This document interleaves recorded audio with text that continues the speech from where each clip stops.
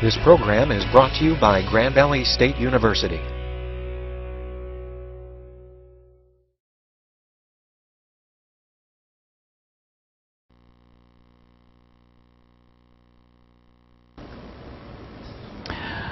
Okay, in the third module, we learn how to enhance the application by providing like more interaction.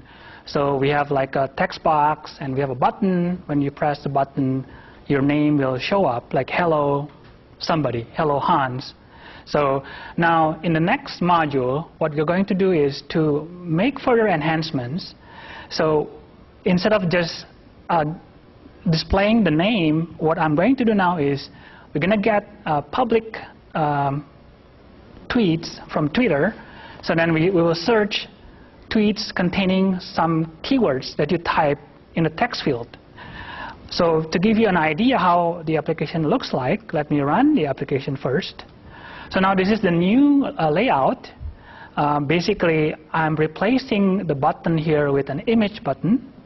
And the area below the green line is practically an invisible list view. Why is it invisible? Because it has no content at this point.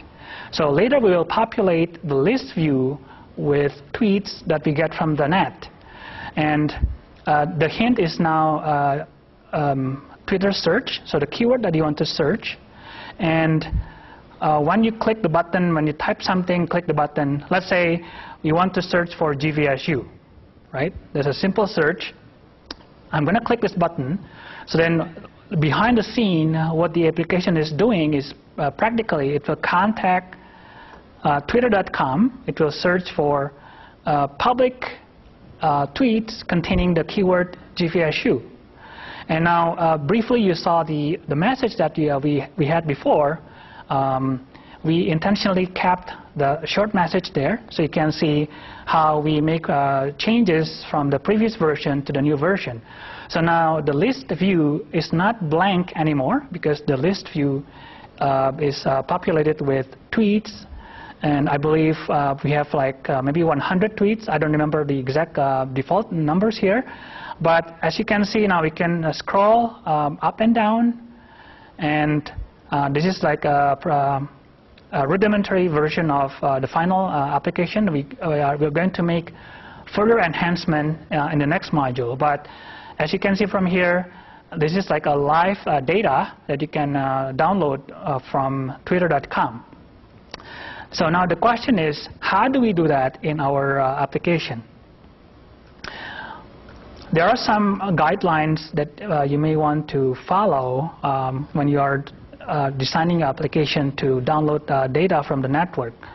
So the application can be more interesting because you can integrate with the social media data, for instance. We just show one example here.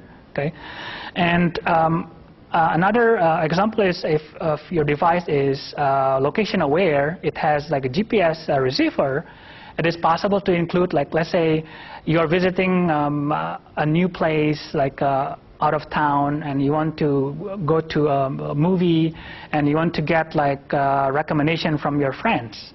Well, maybe what you can do is search for a movie and then get like a recommendation that you run some application that will provide you with a recommendation about the place that you're going to visit. So that's one thing that you can do. And or if you are running a game, let's say instead of like a single player game, you're running a multiplayer game. So you're playing with another person across the net. So in that case, your app must contact the game server in order to be able to connect to the other player. So that's a number of examples that you can use if you use the network data together with your mobile app. But of course, with the network connection, you may have some challenges that you may consider in designing your application.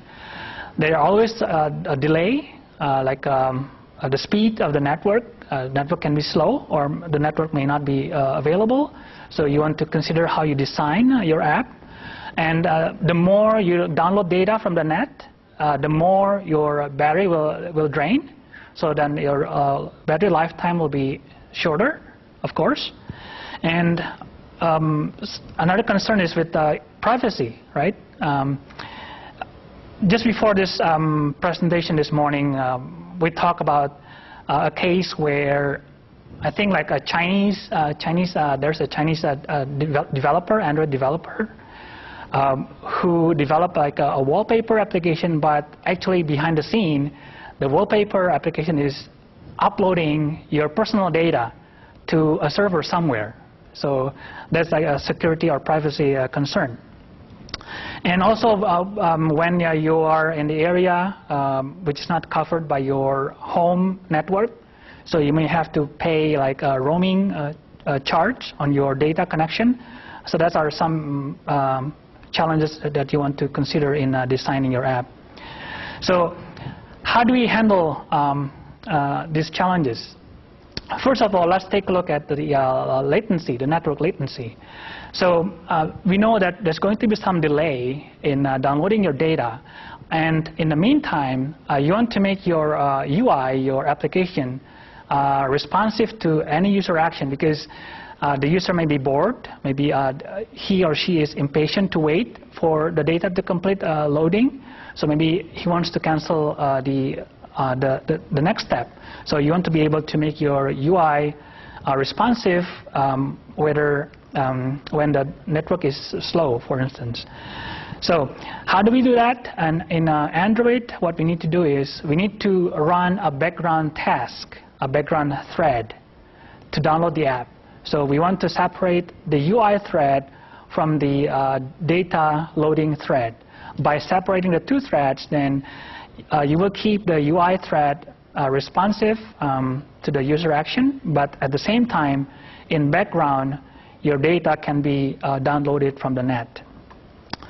And the Android platform gives you a nice framework, and that framework is asynchronous task.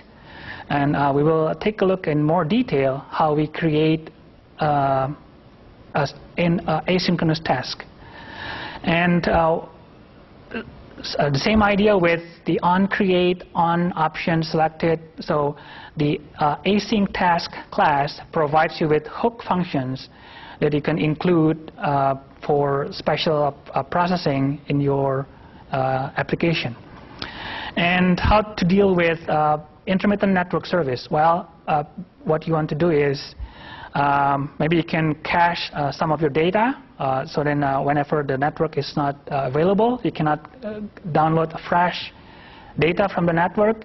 You can recycle the old data that you download from your previous session of your application run and display it, the data instead of displaying the fresh data. And how to handle the battery drain. One technique that you can use here is to throttle your network access. You want to limit, maybe.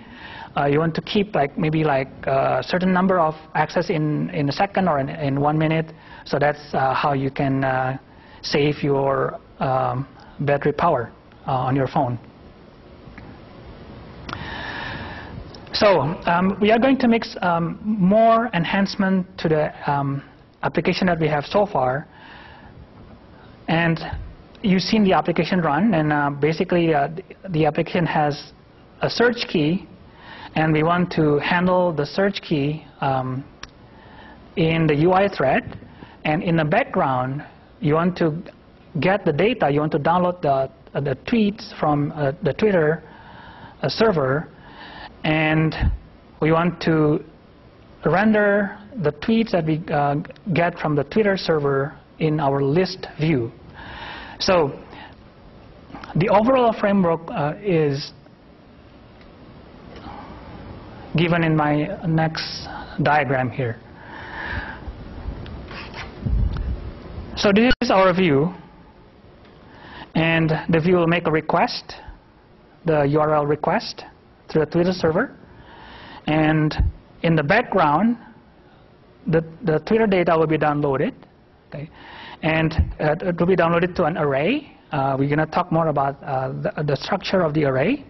So this will be like a JSON array.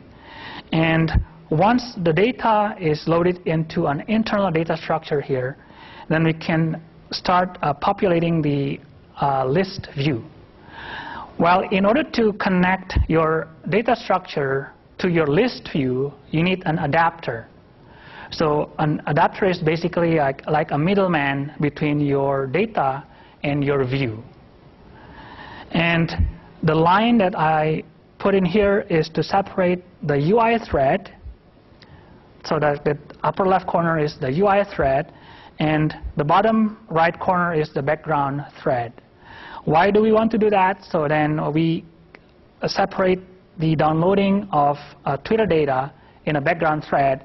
So whenever the user decides to cancel your app, he or she may click the cancel button in the UI thread, then you will be able to cancel the downloading process.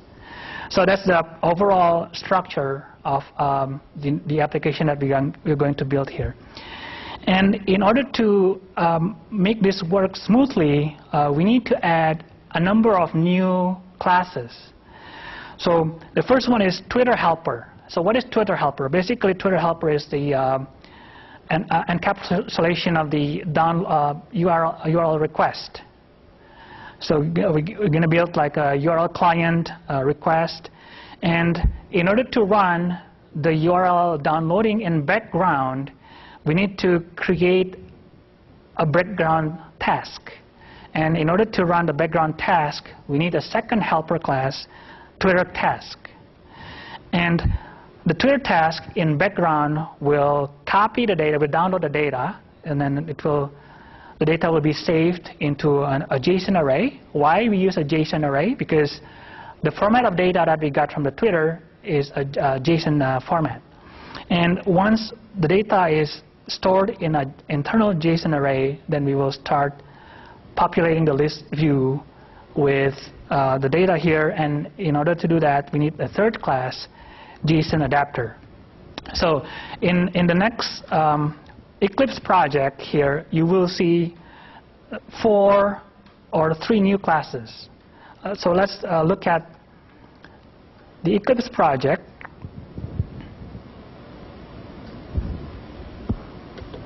So I have to switch the video. Okay, so it's on screen now. So then the interactivity is the same as we had before, but now we have one new class, a Twitter helper. So what is a Twitter helper? Well, Twitter helper is just to encapsulate the process of downloading data from the Twitter server. And, well, how about the other 2 classes? Well, let's open up introactivity. Now, we have more lines in interactivity than we had before. If I keep scrolling down, so we've seen the OK handler before, but now we have a new class, and this is an inner class. The inner class is a Twitter task class, and the Twitter task is a child class of async task. And you will see the method do in background. So it's very clear to us that what we are doing inside this method will be done in background. So it will be a separate thread from the UI thread. And the onHook function again, you will see it again and again here. So I have one hook function on post execute. So this is a method that will be invoked by the background async task whenever do in background is done. So it will do something in background, and then when this step is done, then the onPost execute method will be automatically invoked. So this is the another task that we need in order to download the data in background. And the Twitter task works in conjunction with another class, Twitter helper. So let me show you the Twitter helper class. So what is a Twitter helper class? Well, one of the important methods in this class is download from server. So the download from server takes a parameter, the keyword. This is the keyword that you type in the text box. And what we have inside this method is basically to set up a client. So we set up a client because we're going to get data from the Twitter URL. So we need to set up an HTTP client. So we create a new client and we contact the server. And how do we contact the server? We use the HTTP GET class. So we pass the URL. So the URL is a string that includes the URL, the base URL of Twitter's search.com, and the keyword that you type in the text box, and you want to put them together, and the URL is now a string that you pass to the get method, to the get class, HTTP GET. So the HTTP GET class will contact the server, and this line here, client execute request, is the logic that will do the actual downloading of the data. Now, after you contact the server will respond with the data, and when everything goes smoothly, then the status of your GET will be like an OK, and you will continue to get the actual data, which is done by this line here, get entity, and from get entity you want to get the actual content of your data. So once you get the content of your data, you put it into a stream, into an input stream, and down here is a loop that will grab data chunk by chunk in a loop, and you will concatenate whatever chunk you get from the URL into an internal buffer. So the buffer is a content byte array output stream. So you get the data from the network and then you save it into an internal buffer. So when this step is done, then you get the entire data in your content. And what we do at the end of the method is to return the entire content as a large string.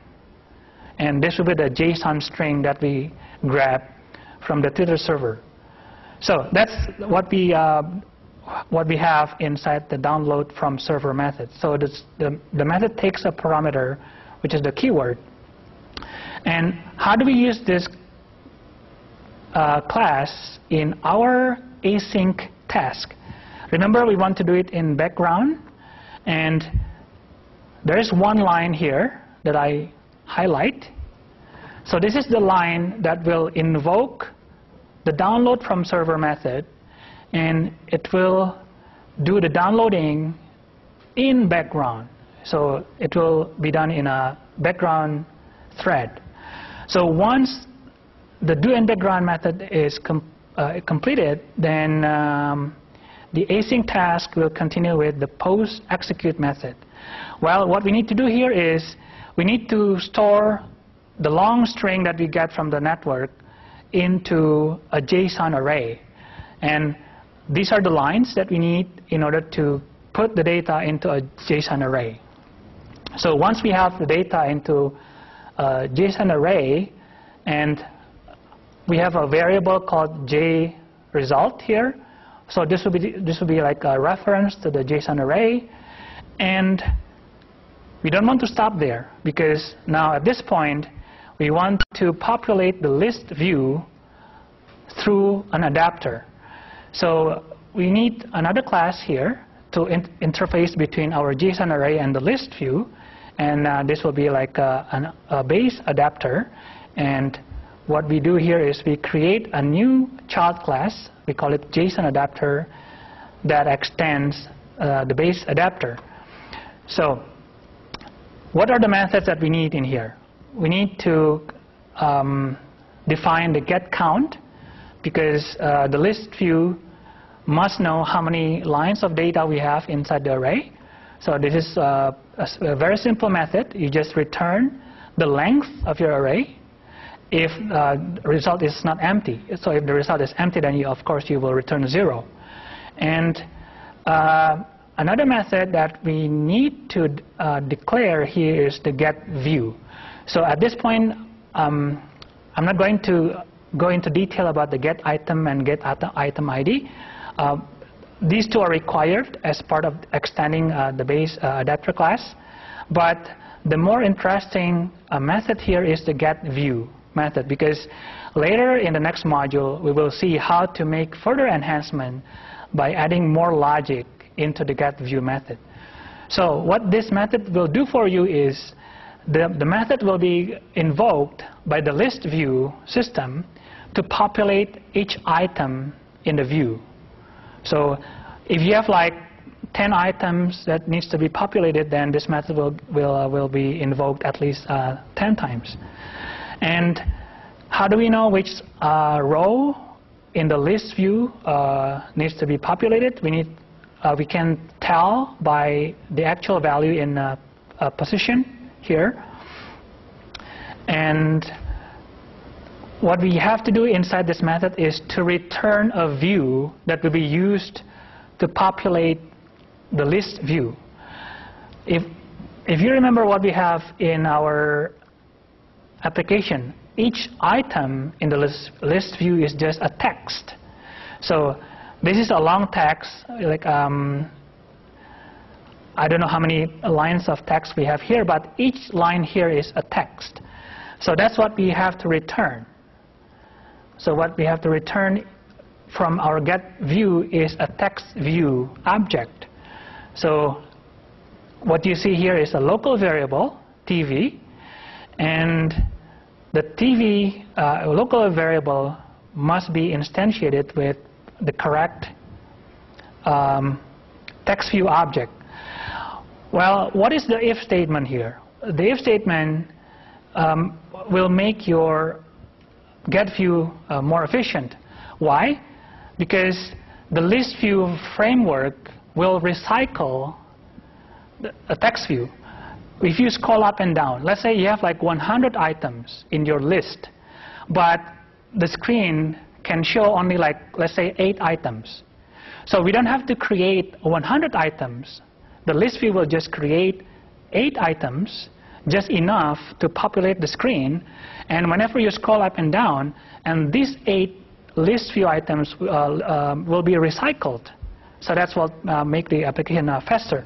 So that's why here when the list view gives you a convert view, then you want to reuse the convert view to populate your list. Otherwise, if the convert view is not given to you, if it's null, then you need to create a new one. So that's what we see in the logic of the if-else lines here. And in the try block, what we need to do is we need to grab one item, one element from the array. Remember what we have is a JSON array. So you want to grab one item from the JSON array and use the content of that element in your JSON array to populate the string, the text of your text view, and basically a string. So what I show you here is the username from the Twitter data and the text, the message of the tweet itself.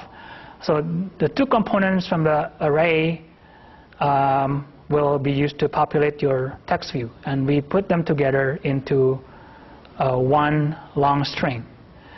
So basically that's how we populate each text view object with data from the JSON array. So in the next module we will make further enhancement to the get view method. So a good understanding of this method is necessary before you can understand what further enhancement we can do to the get view.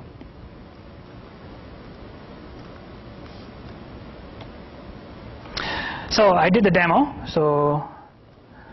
So what we have learned in this module is basically how to make your app works together with a network by getting data from the network, and you can design your application properly by separating the UI thread from the data loading thread in background.